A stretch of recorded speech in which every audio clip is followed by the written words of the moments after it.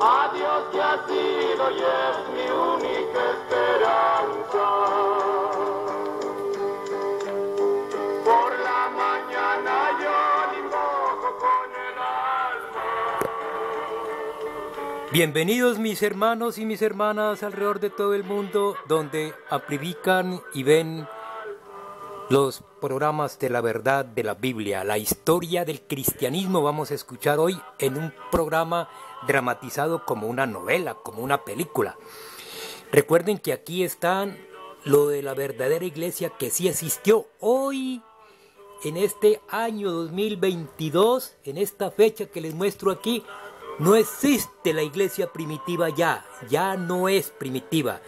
Ya es como dice la escritura aquí, en Jeremías 7:10, versículo también el 11, donde ya está convertida la iglesia, que ya no es primitiva, en cuevas de ladrones. Aquí están las citas bíblicas para que ustedes la lleguen a estudiar en sus hogares. Vamos a comenzar pues, sin nada más, la historia de la iglesia primitiva. Como que en esa época yo pasaba en Radio Tres Fronteras programas de la historia de la iglesia primitiva en el Putumayo. Entonces hoy estoy transmitiendo aquí con un transmisor que tengo pequeño por radio, programas cristianos.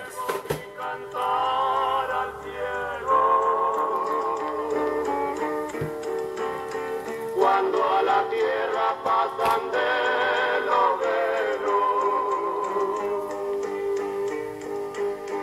el sol se oculta pero queda Cristo. Aquí en mis ojos que en el suelo. Bueno, mientras ya se está terminando la alabanza, entonces comencemos lo que vamos a oír de la iglesia primitiva y luego les hago otra sugerencia. Bueno, vamos a comenzar aquí ya. Esta oración, el lugar donde estaban reunidos tembló, y todos fueron llenos del Espíritu Santo, y predicaban con valentía la palabra de Dios.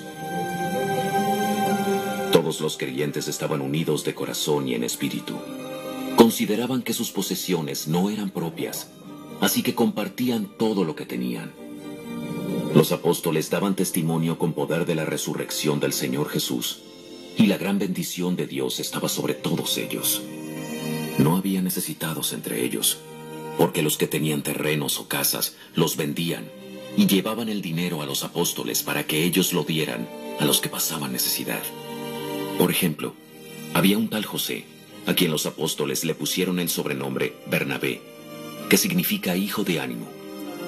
Él pertenecía a la tribu de Leví y era oriundo de la isla de Chipre. Vendió un campo que tenía y llevó el dinero a los apóstoles. Capítulo 5. Había cierto hombre llamado Ananías, quien junto con su esposa Zafira vendió una propiedad y llevó solo una parte del dinero a los apóstoles, pero afirmó que era la suma total de la venta. Con el consentimiento de su esposa, se quedó con el resto. Entonces Pedro le dijo: Ananías, ¿por qué has permitido que Satanás llenara tu corazón? Le mentiste al Espíritu Santo y te quedaste con una parte del dinero. La decisión de vender o no la propiedad fue tuya. Y después de venderla, el dinero también era tuyo para regalarlo o no. ¿Cómo pudiste hacer algo así? No nos mentiste a nosotros, sino a Dios. En cuanto Ananías oyó estas palabras, cayó al suelo y murió. Todos los que se enteraron de lo sucedido quedaron aterrados. Después, unos muchachos se levantaron, lo envolvieron en una sábana, lo sacaron y lo enterraron.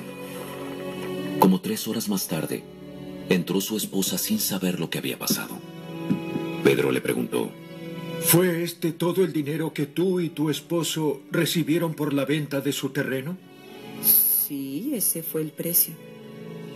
¿Cómo pudieron ustedes dos siquiera pensar en conspirar para poner a prueba el espíritu del Señor de esta manera? Los jóvenes que enterraron a tu esposo están justo afuera de la puerta. Ellos también te sacarán cargando a ti. Al instante, ella cayó al suelo y murió. Cuando los jóvenes entraron y vieron que estaba muerta, la sacaron y la enterraron al lado de su esposo. Gran temor se apoderó de toda la iglesia y de todos los que oyeron lo que había sucedido. Los apóstoles hacían muchas señales milagrosas y maravillas entre la gente, y todos los creyentes se reunían con frecuencia en el templo, en el área conocida como el Pórtico de Salomón. Pero nadie más se atrevía a unirse a ellos, aunque toda la gente los tenía en alta estima. Sin embargo, cada vez más personas, multitudes de hombres y mujeres, creían y se acercaban al Señor.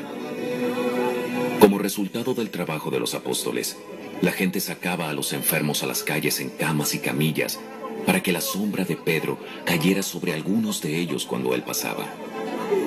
Multitudes llegaban desde las aldeas que rodeaban a Jerusalén y llevaban a sus enfermos y a los que estaban poseídos por espíritus malignos, y todos eran sanados.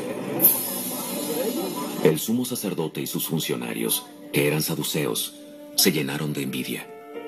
Arrestaron a los apóstoles y los metieron en la cárcel pública. Pero un ángel del Señor llegó de noche, abrió las puertas de la cárcel y los sacó. Luego les dijo: vayan al templo y denle a la gente este mensaje de vida. Así que al amanecer, los apóstoles entraron en el templo como se les había dicho y comenzaron a enseñar de inmediato. Cuando llegaron, el sumo sacerdote y sus funcionarios convocaron al Concilio Supremo, es decir, a toda la asamblea de los ancianos de Israel. Luego mandaron a sacar a los apóstoles de la cárcel para llevarlos a juicio. Pero cuando los guardias del templo llegaron a la cárcel, los hombres ya no estaban. Entonces regresaron al concilio y dieron el siguiente informe. La cárcel estaba bien cerrada. Los guardias estaban afuera en sus puestos. Pero cuando abrimos las puertas, no había nadie. Cuando el capitán de la guardia del templo y los sacerdotes principales oyeron esto, quedaron perplejos y se preguntaban en qué iba a terminar todo el asunto. Entonces alguien llegó con noticias sorprendentes. Los hombres que ustedes metieron en la cárcel están en el templo enseñando a la gente. El capitán fue con los guardias del templo y arrestó a los apóstoles, pero sin violencia, porque tenían miedo de que la gente los apedreara. Después llevaron a los apóstoles ante el Concilio Supremo, donde los confrontó el sumo sacerdote.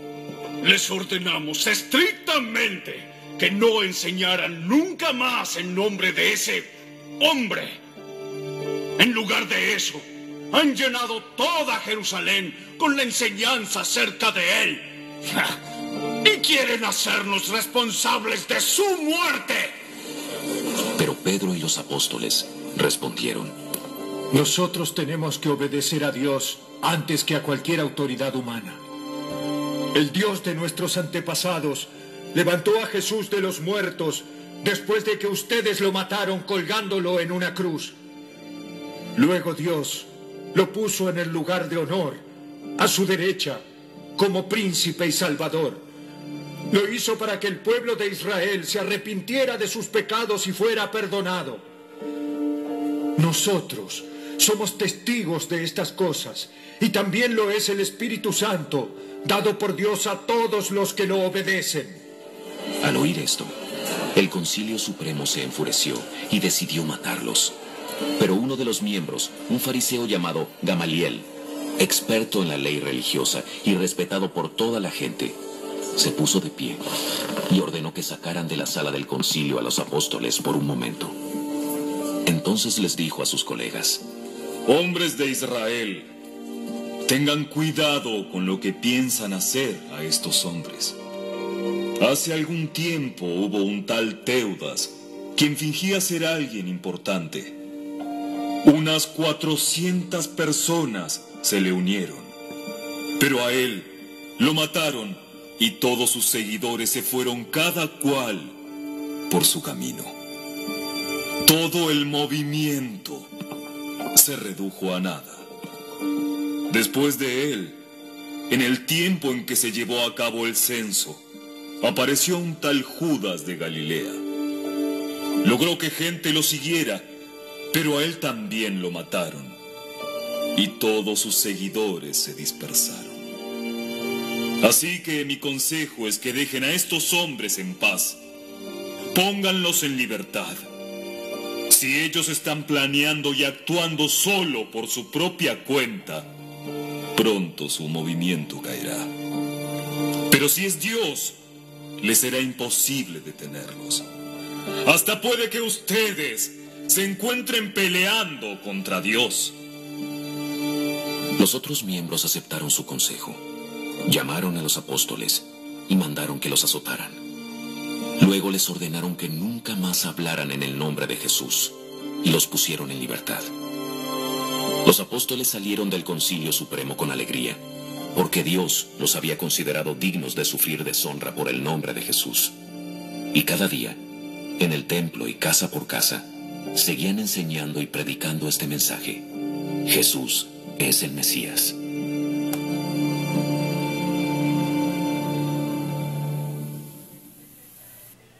Capítulo 6. Bueno, mis hermanos, Dios les bendiga y espero que hayan entendido cómo fue la iglesia primitiva hace más de 2000 años. Los diezmos, los pastores apóstoles daban los diezmos a los pobres de la iglesia y a toda persona que no tuviera tierra. Cuando daban tierra, la gente rica daban fincas y los apóstoles repartían las tierras entre los pobres, entre los campesinos.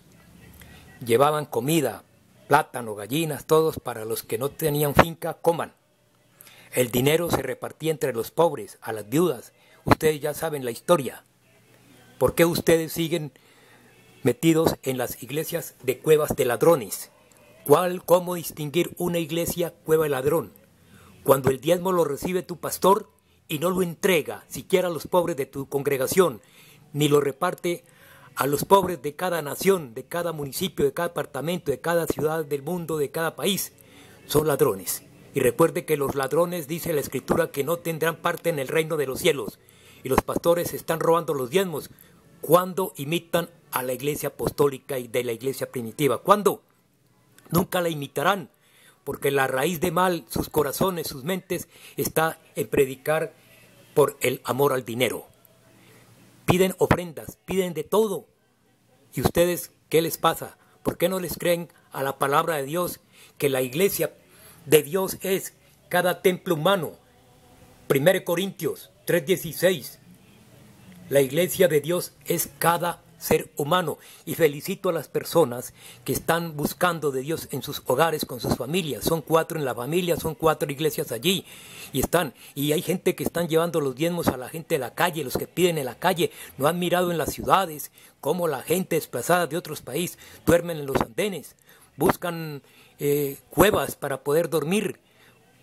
Esas personas son las iglesias. Nunca en la Biblia encuentro que diga que la iglesia son de los ricos. La iglesia es totalmente la pobrecía. Espero que hayan entendido la palabra de Dios.